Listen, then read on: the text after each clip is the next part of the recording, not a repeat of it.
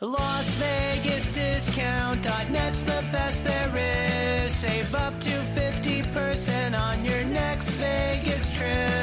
And travel, rental, shows, and tours. Find the deals you're looking for. Las Vegas Discount.net. Las Vegas Discount.net. If you're going to Vegas for deals that are the best, visit Las Vegas Discount.net. Welcome to humanity. This is Hour 1. Whatever it takes, we got to shut. Whatever it takes is what it took. This is Brock Lesnar, and you're listening to Fight Net Radio. Yo, hi, this is Sugar Ray Leonard, and you listen to Fight Net Radio. Ladies and gentlemen, it's time to listen to Fight Net Radio. Lee Harvey Oswald, what's your name? How am I supposed to know you? This is Frank Shamrock. We're listening to Fight Net Radio. Hi, this is Tia, the Knockout St. John. You're listening to Fight Net Radio, and there's no way I would ever touch Lee. This is Chuck Jackson. I am Stephen Bonner, and you're listening to Fight Net Radio. Dan Henderson, you're listening to Fight Net Radio. Everybody, welcome to Fight Net Radio, where Lee's burning every bridge there is out there. All right. Hi, this is Manny Pacquiao. I'll fight anybody on FightNetRadio.com. Hi, everyone. Welcome to Fight Net Radio. Bobby-capucci's show. I'm just lee-honish. He is the bookie. I am the guy who gets to ask him things and try to sound intelligent. We waited till after the baseball game last night, which forced Bobby to actually watch it. It was a great game. Let's just say this about the series. It's the series we all kind of wanted. If you're going to have a baseball series, you want what's happening on TV right now. Oh, yeah. Even as a Yankee fan, I can totally admit that these are the two teams that deserve it. I called it before the playoffs even started. I said these would be the two teams that were there. They both have powerful lineups, great pitching.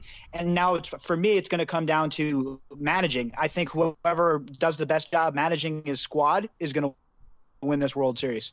So do I get to officially say it as a Dodger fan that they got screwed out of that game last night by a umpire who was at the wrong place at the wrong time?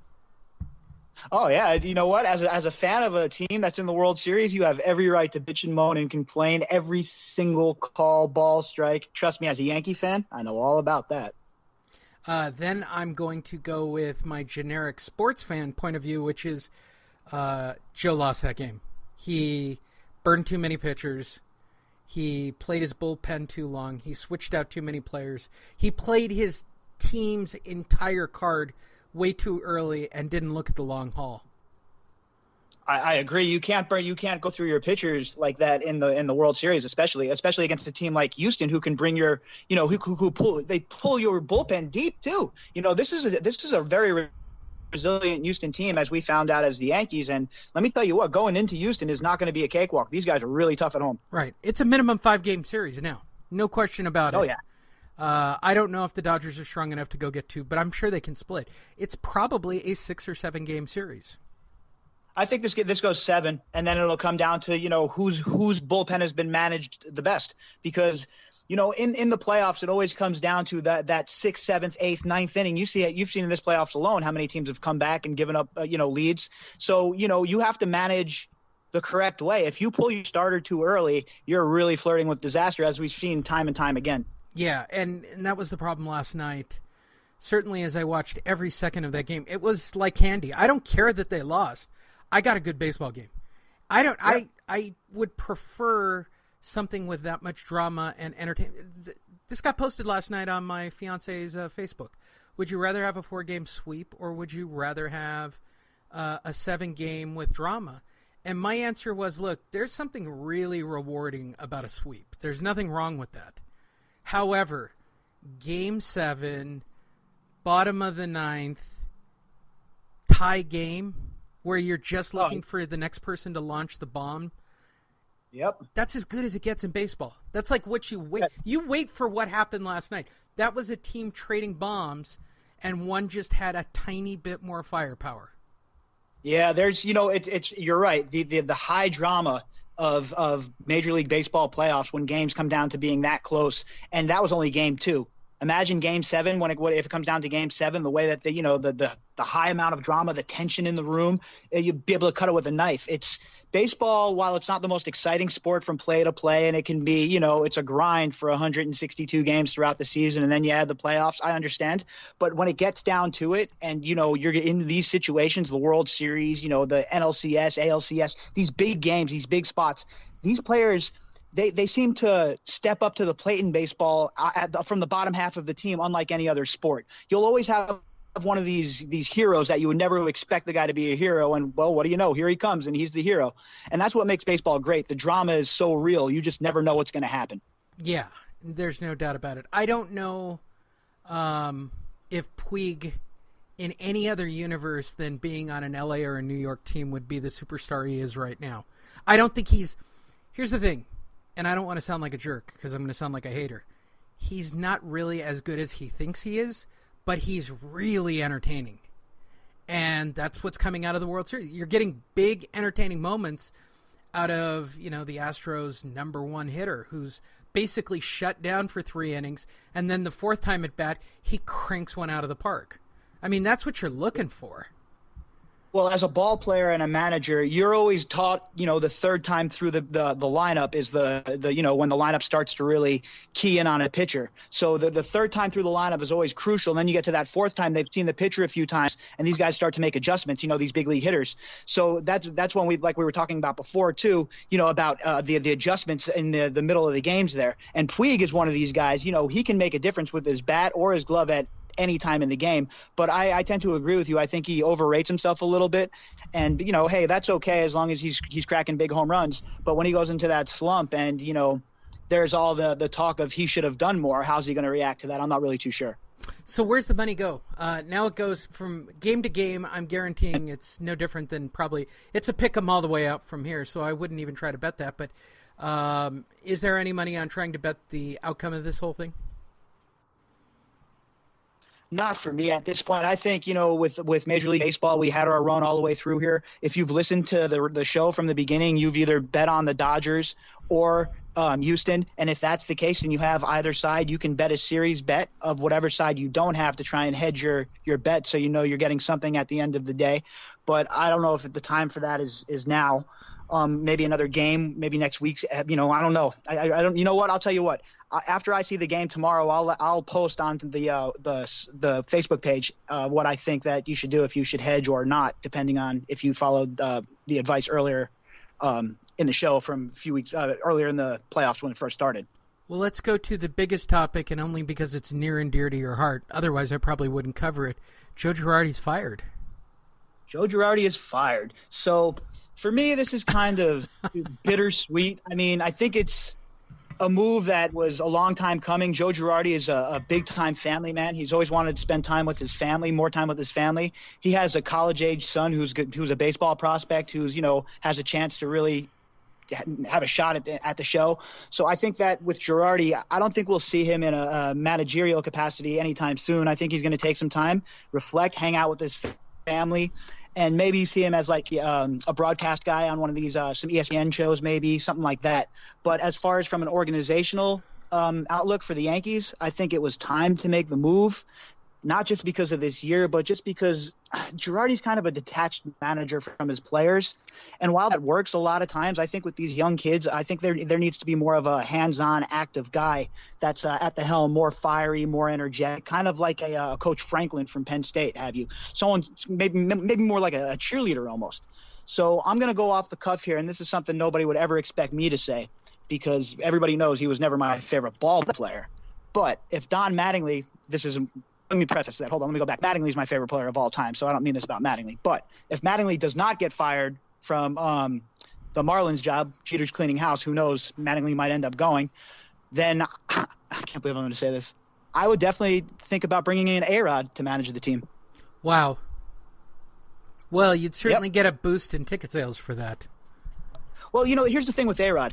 While he's a cheater, I'll just come out and say it, while he's a cheater, he is one of the, steroids don't make you bat 355, 360. They don't make you. No, you have still have to put the bat on the ball. They do help you get the ball out. Yes. Absolutely. So, we can, disparage these guys for cheating, taking the steroids and blah, what blah, blah, Bonds but they still did have to have. still remarkable. His hand-eye coordination is not Exactly. improved by steroids. Exactly right. And people seem to think that, if you or I went and took, a few cycles of steroids, we'd be cracking home runs off of Greg Maddux. And it's just not the case. It doesn't work like that. It's just not the case. But A-Rod has a great feel for the game. He's already been in New York. He knows how to handle the spotlight. He's already been a personnel director with the team, working with the players. So I think A-Rod's a good fit there. And then a dark horse I'd like to throw out there also is Dave Righetti. He's a special assistant to the general manager now in San Diego, but he was the pitching coach for a long time, and everybody knows that Rags was a Yankee favorite forever.